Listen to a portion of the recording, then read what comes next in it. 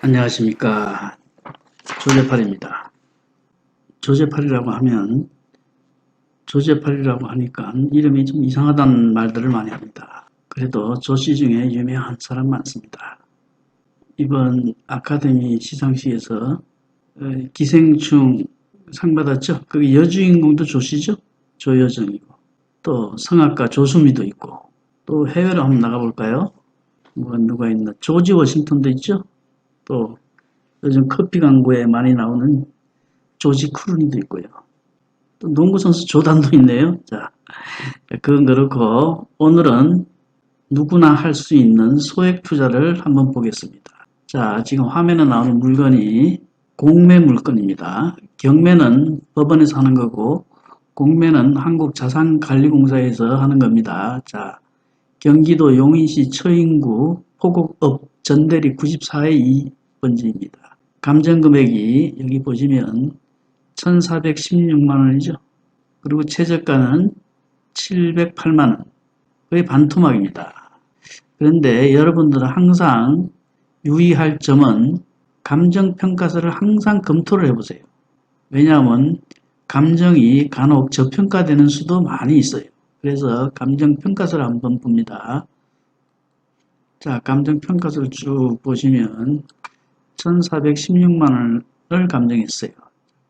이 물건을 보면 지금 경매에 나온 물건은 여기 빨간 부분이에요. 빨간 부분. 빨간 부분이고 그 옆에가 보상이 됐죠. 보상 전례가 있어요. 2008년도에 39만 7천 해배당 39만 7천 원이면 평당 130만 원입니다. 평당 130만 원. 그리고 또 여기 경매 전례가 있죠. 2012년도에 경매로 감정한 게 있단 말이에요. 여기도 33만 4천 원이에요. 33만 4천 원. 그러면 110만 원. 대략 110만 원에서 140만 원 사이라는 거예요.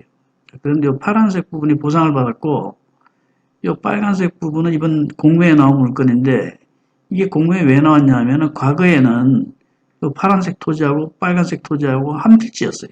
한 필지였고 이 파란색 부분만 공원으로 지정되면서 보상을 받은 거란 말이에요. 그런데 보상받은 토지는 평당 130만 원의 보상을 받았는데 요거는 왜 이렇게 저평가했느냐 이거예요. 지금 해배당 39만 7천 원이죠.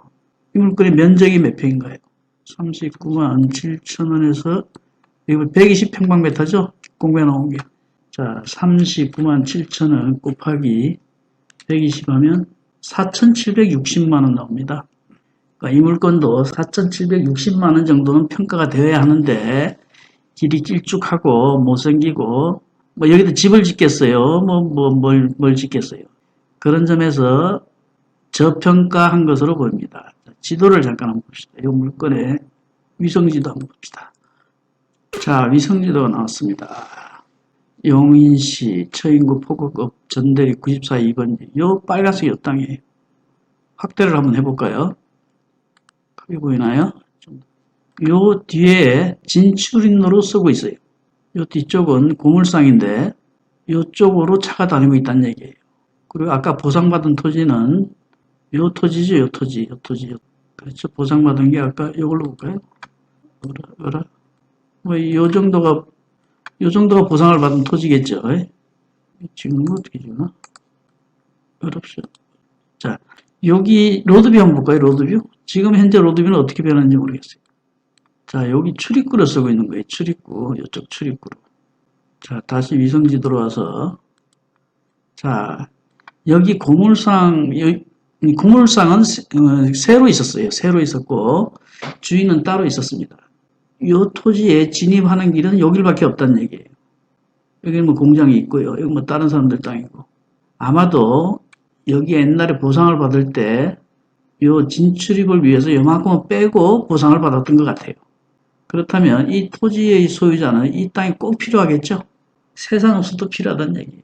아까 보상 전례에서도 살펴봤듯이 평당 130만 원의 보상이 됐어요.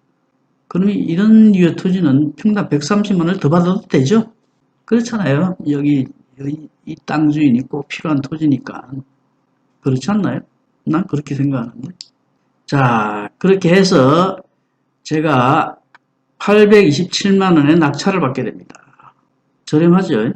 820. 단독 입찰이에요, 단독 입찰. 물건을 찾아보면 이런 물건은 굉장히 많으니까 여러분도 한번 찾아보세요. 자, 827만 원에 낙찰받고 여기에서 고물상을 하고 있는 사장을 찾아갔어요. 어떻게 할 거냐? 토지를 사용하면 사용료를 줘야 되지 않느냐? 이렇게 얘기를 했어요. 아니면 사가든지, 땅을 사가든지. 그래서 현재 땅을 사가는 것은 형편이 좀 어려워서 힘들 것 같고 매달 월세를 주겠다는 거예요. 토지 사용료로. 그래서 저는 토지의 가격을 평당 130만 원으로 보고 그럼 4천 얼마 있죠? 연 한 5%는 받아야 되지 않아요? 투자 금액이 5%? 투자는 800이지만 제가 평가한 금액은 4천만 원이 넘는다는 얘기예요. 그래서 어쨌든 고물상 근처 식당에서 월 15만 원을 받기로 했습니다. 월 15만 원을 받기로 하고 그러면 고물상 관둘 때까지 계속 사용해라. 이렇게 했습니다. 그리고 매달 월세를 받았습니다. 그런데 월세를 몇 개월 주다가 월세가 안 들어오기 시작합니다. 그래서 몇 번 내용 증명 우편물을 보내고 또 문자도 보내고 했는데도 이번 주까지 준다. 내일까지 준다. 오늘 은행 마감 시간 안에 준다. 이런 식으로 거짓말을 하기 시작합니다. 내가 세상에 태어나서 이렇게 거짓말 잘하는 사람은 처음 봤습니다. 한 500번을 거짓말했습니다. 그래서 참다 소송을 하게 됩니다. 성남법원에 토지 사용료에 대한 소송을 하게 됩니다. 그 소송이 이겁니다. 자, 소장을 보면 청구 취지가 피고는 별지기재 토지를 인도하고 2013년 2월 1일부터 별지기재 토지의 인도에 이르기까지 매월 금 15만 원을 지급하라. 이항은 소송 비용은 피고의 부담으로 한다. 사망은 위 제1항은 가집행할 수 있다. 위 제2 1항이 오죠? 요거는 가집행할 수가 있다는 겁니다. 청구 원인은 아까 말씀드렸던 내용 그대로입니다. 소유권을 취득했다는 내용입니다. 원고는 별지 목록의 용의셨죠. 그래서 낙찰받아서 소유권을 이전하였다. 그리고 폐기물 처리 여부를 하고 있으며 원고서에 불법으로 사용하고 있다. 조치를 취하지 않는다. 그리고 여기는 그런 얘기죠. 폐기물 업체 인근 식당에서 피고를 만나 토지 문제를 만난 사실이 있고 그리고 15만 원을 매달 말일 지불하기로 약정한 사실이 있으나 역시 이행하지 않다.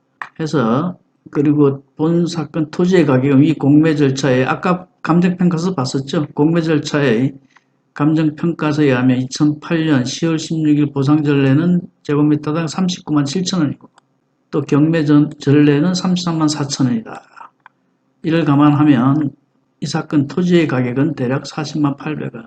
이런 내용이에요. 이런 내용. 그리고 또 약정을 했다는 사실하고 매월 지불을 약정한 사실이 있다. 따라서 임료 상당의 손해금으로 월금 15만 원을 지급받고자 이산 청구에 이르렀습니다. 이렇게 소송을 했습니다. 자, 그러면 판결이 어떻게 났을까요? 봅시다. 판결문을 찾다 보니 제가 보냈던 내용 증명이 여기 있네요. 내용 증명 내용은 이렇습니다. 기한은 농지로, 이게 지목이 농지입니다. 농지니까 농지로서 원상복구하라고 이제 압박을 하는 겁니다. 토지를 농지로서 농업 경영 목적으로 취득하였고 쭉 이렇게 검찰에 고발 조치를 하겠다. 왜냐하면 농지를 불법으로 전용했을 경우는 그 행위자가 처벌받습니다. 소유자가 처벌받는 것이 아니라 그 농지를 불법으로 훼손한 사람이 행위자가 처벌을 받습니다. 그리고 내용을 쭉 보면 위 토지를 기아가 사용함으로써 인해서 재산권 행사를 하지 못한다. 그래서 여기 내용 증명 27만 원을 달라고 했어요. 자, 이렇게 내용 증명 하나 보내고 그럼 물론 법정에 증거로 제출했습니다. 이 내용도 이러이러한 사실이 있었다. 하여튼 판결은 2014년 3월 21일 나왔습니다. 주문이 피고는 원고에게 별지 목록 기재 토지를 인도하고 2013년 2월 1일부터 위 토지의 인도 완료일까지 월 15만 원을 지급하라. 이렇게 판결이 나왔습니다. 판결을 받으니 이때부터는 밀린 돈과 매달 15만 원씩 꼬박꼬박 들어오게 됩니다. 자, 제가 800 얼마에 낙찰받았죠? 그러면 등기하고 그러면 850만 원 들어갔습니다. 그리고 소송은 셀프로 하는 전자소송으로 했고요. 그러면 비용이 900만 원쯤 들어갔습니다. 900만 원 들여서 월 15만 원씩 1년을 받으면 180만 원 되죠. 한 5년을 받으면 5년 아니고 6년. 6년 받으면 원금이 다 회수되겠죠. 자, 이렇게 해서 쭉 받게 됩니다.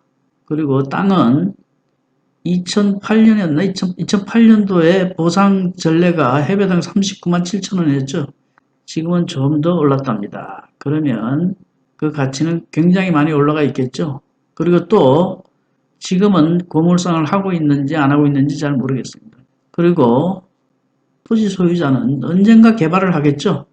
결국은 이 토지가 꼭 필요한 겁니다. 물론 어떤 이는 혹시 다른 곳으로 길을 내면 어떡하나 뭐 이런 말을 하는 사람이 있어요. 뭐 지금 현재 제가 낙찰받은 땅이 여기인데 그럼 일루 내면 안 되냐?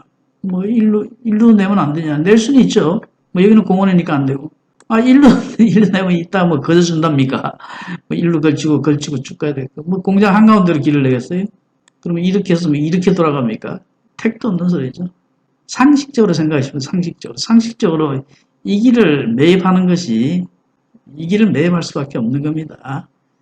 자, 오늘 여러분들이 본 물건은 이렇게 800여만 원, 소액의 돈으로 투자할 만한 물건들은 찾아보면 굉장히 많습니다. 참, 여러분 좋은 땅과 잘 팔리는 땅은 구별을 해야 됩니다.